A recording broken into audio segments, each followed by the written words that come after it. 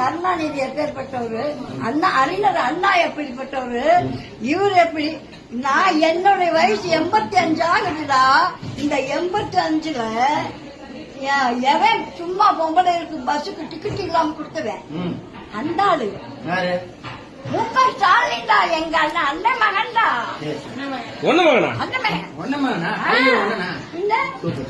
அந்த மகன் தான்.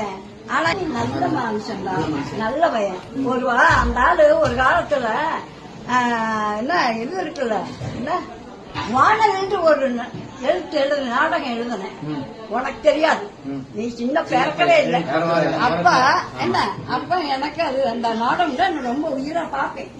அதுல இருந்து அந்த பையன் மேல எனக்கு ஒரு பிரியம்.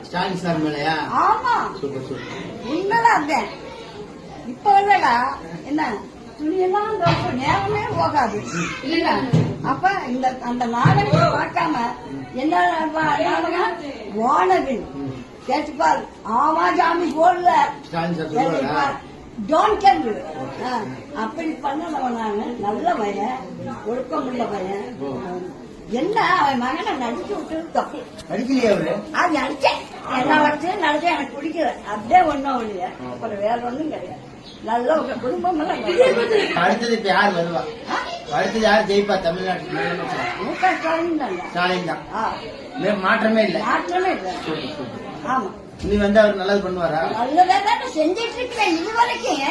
இலவச பஸ்ல யாரு கொடுத்தா? அப்புறம் எடப்பாடியா கொடுத்தா? எடப்பாடி